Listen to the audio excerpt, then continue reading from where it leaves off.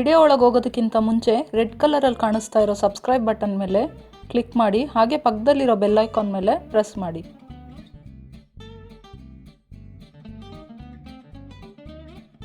ಎಲ್ಲರಿಗೂ ನಮಸ್ಕಾರ. ಕರ್ನಾಟಕ ರುಚಿಗೆ ಎಲ್ಲರಿಗೂ ಸ್ವಾಗತ.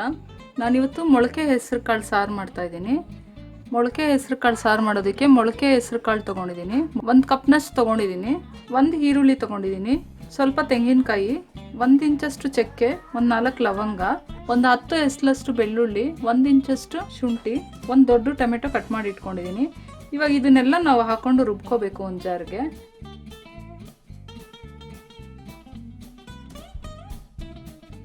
ಇದನ್ನೆಲ್ಲ ರುಬ್ಕೊಂಡು ಬರ್ತೀನಿ.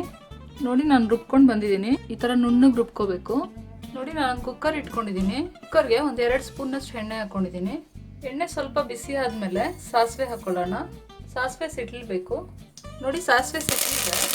ಕರಿಬೇವು ಸೊಪ್ಪು ಹಾಕ್ಕೊಂಡಿದ್ದೀನಿ. ಇವಾಗ ಈರುಳ್ಳಿ ಹಾಕ್ಕೊಳ್ಳೋಣ. ಈರುಳ್ಳಿ ಸ್ವಲ್ಪ ಫ್ರೈ ಆಗಲಿ. ಈರುಳ್ಳಿ ಸ್ವಲ್ಪ ಫ್ರೈ ಆದಮೇಲೆ ಅರಿಶಿನ ಪುಡಿ ಹಾಕ್ಕೊಳ್ತಿದ್ದೀನಿ. ಖಾರದ ಪುಡಿ, ಇದು ರೆಡ್ ಚಿಲ್ಲಿ ಪೌಡರು 2 ಸ್ಪೂನ್ನಷ್ಟು ಹಾಕ್ಕೊಂಡಿದ್ದೀನಿ. ಇವಾಗ ಹೆಸರು ಕಾಳು ಹಾಕ್ಕೊಳ್ಳೋಣ. ಇವಾಗ ರುಚಿಗೆ ಬೇಕಾದಷ್ಟು ಉಪ್ಪು ಹಾಕ್ಕೊಳ್ಳಿ. ಈ ಹೆಸರು ಕಾಳನ್ನ ಒಂದು 5 ನಿಮಿಷ ಹೀಗೆ ಫ್ರೈ ಮಾಡ್ಕೋಬೇಕು. ನೋಡಿ, ಇವಾಗ ಚೆನ್ನಾಗಿ ಫ್ರೈ ಆಗಿದೆ ಹೆಸರು ಕಾಳು. ಇವಾಗ ರುಬ್ಬಿರೋ ಮಸಾಲೆ ಹಾಕ್ಕೊಳ್ಳೋಣ. ಇವಾಗ ಕನ್ಸಿಸ್ಟೆನ್ಸಿ ನೋಡಿ ನೀವು ನೀರು ಹಾಕ್ಕೊಳ್ಳಿ. ಇನ್ನೊಂದು ಸ್ವಲ್ಪ ತೆಳ್ಳಗೆ ಬೇಕಿದ್ರೆ ತೆಳ್ಳಗೆ ಮಾಡ್ಕೊಳ್ಳಿ. ನಾನು ಇನ್ನೊಂದು ಸ್ವಲ್ಪ ನೀರು ಹಾಕ್ತಾ ಇದ್ದೀನಿ. ಇದು ಬೆಂದರೆ ಇನ್ನೊಂದು ಸ್ವಲ್ಪ ಗಟ್ಟಿ ಆಗುತ್ತೆ ಸಾರು. ಇವಾಗ 2 ಸ್ಪೂನ್ನಷ್ಟು ಧನಿಯಾ ಪುಡಿ ಹಾಕ್ಕೊಂಡಿದ್ದೀನಿ.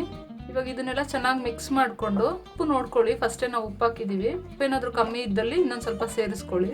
ನೋಡಿ, ನಾನು ಇವಾಗ ಕುಕ್ಕರ್ ಮುಚ್ಚಿಬಿಟ್ಟು ಇದನ್ನು 2 ವಿಜಿಲ್ ಬರ್ಸ್ಕೊಳ್ತೀನಿ. 2 ವಿಜಿಲ್ ಬಂದಮೇಲೆ ನಾನು ನಿಮಗೆ ತೋರಿಸ್ತೀನಿ. ನೋಡಿ, ಇವಾಗ ಕುಕ್ಕರ್ ತಣ್ಣಗಾಗಿದೆ. ನಾನು ಕುಕ್ಕರ್ ತಕ್ಕೊಳ್ತೀನಿ. ಇವಾಗ ಸೂಪರಾಗಿ ಹೆಸರು ಕಾಳು ಸಾರು ರೆಡಿಯಾಗಿದೆ. ಚೆನ್ನಾಗಿ ರೆಡಿಯಾಗಿದೆ. ಇದು ನಾನೊಂದು ಬೌಲ್ಗೆ ಹಾಕ್ಕೊಳ್ತೀನಿ. ಇವಾಗ ಈ ಹೆಸರು ಕಾಳು ಸಾರು ಚಪಾತಿ, ಪರೋಟ, ಅನ್ನ, ಮುದ್ದೆ ಎಲ್ಲದ್ರ ಜೊತೆ ಚೆನ್ನಾಗಿರುತ್ತೆ. ಇದು ತುಂಬ ಟೇಸ್ಟಿಯಾಗಿರುತ್ತೆ. ತುಂಬ ಸಿಂಪಲ್ ಸಾರು. ಇದು ಒಂದು 10 ನಿಮಿಷದಲ್ಲಿ ಮಾಡ್ಕೊಂಡ್ಬಿಡ್ಬೋದು ನಾವು. ನೋಡಿ ಫ್ರೆಂಡ್ಸ್, ತುಂಬ ಚೆನ್ನಾಗಿ ಹೆಸರು ಕಾಳು ಸಾರು ರೆಡಿ ಆಯಿತು. ಈ ರೆಸಿಪಿ ನಿಮ್ಗೆ ಇಷ್ಟ ಆಗಿದ್ರೆ ಕಾಮೆಂಟ್ಸ್ ಮಾಡಿ, ನನಗೆ ಸಬ್ಸ್ಕ್ರೈಬ್ ಮಾಡಿ ನನ್ನ ಚಾನಲ್ನ. ಬೆಲ್ ಐಕಾನ್ ಪ್ರೆಸ್ ಮಾಡೋದನ್ನ ಮರಿಬೇಡಿ. ನೀವು ಬೆಲ್ ಐಕಾನ್ ಪ್ರೆಸ್ ಮಾಡೋದ್ರಿಂದ ನಾನು ಇನ್ನೂ ಹೊಸ ರೆಸಿಪೀಸ್ ಮಾಡೋದು ನೋಟಿಫಿಕೇಶನ್ ನಿಮಗೆ ಬರುತ್ತೆ. ನಿಮ್ಮ ಫ್ರೆಂಡ್ಸ್ ಆ್ಯಂಡ್ ರಿಲೇಟಿವ್ಸ್ಗೆ ಶೇರ್ ಮಾಡಿ ಫ್ರೆಂಡ್ಸ್. Thank you.